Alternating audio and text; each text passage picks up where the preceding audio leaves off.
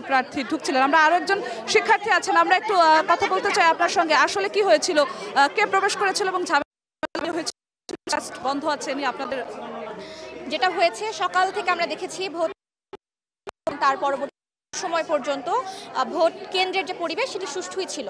বিপত্তিটা হয় যখন আমরা কিছুক্ষণ আগে দেখি যে বিভিন্ন দল সমর্থিত বিভিন্ন প্রার্থীর সমর্থকরা এবং প্রার্থীরা যখন কিনা ভোট কেন্দ্রে প্রবেশ করে এবং একটি নারী হলের ভোট কেন্দ্রে প্রবেশ করার জন্য তাদেরকে মেইন গেট পার করে, ভেতরের গেট পার করে, অনেকগুলো নিরাপত্তা প্রহরী কিংবা নিরাপত্তা আসলে পার করে তাদেরকে কেন্দ্র পর্যন্ত যেতে হয়।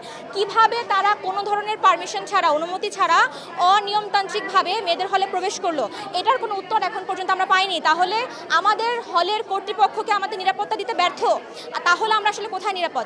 2 নম্বর বিষয় হচ্ছে, তারা সেখানে যাওয়ার পরে যখন সাংবাদিকরা সেখানে আসলে জড়ো হন এবং ফুটেজ নেওয়া শুরু করেন, তখন তারা সাংবাদিকদের প্রতি চড়াও হন এবং এক পর্যায়ে ঘাড় ধাক্কা দিয়ে তাদেরকে বের করার চেষ্টা করেন সেই সব বিভিন্ন দলের সমর্থিত মানুষরা। এবং তার পরিপ্রেক্ষিতে আমরা দেখি যে আমাদের নির্বাচনের যে সামষ্টিক পরিবেশ সেটা নিয়ে আসলে একটা শঙ্কা তৈরি হয়েছে এবং শিক্ষার্থীদের মধ্যে গতকাল রাত থেকে বিভিন্ন নির্বাচনী আচরণবিধি ভঙ্গ নিয়ে অভিযোগ এসেছে, যেগুলো রিটার্নিং অফিসারকে জানানো হয়েছে, প্রভোস্টকে জানানো হয়েছে, কিন্তু তারা জানিয়েছে যে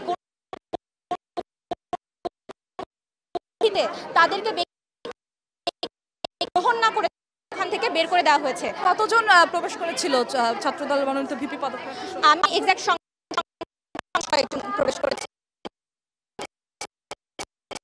সংখ্যা তৈরি হচ্ছে, অনেকটা সময় বাকি।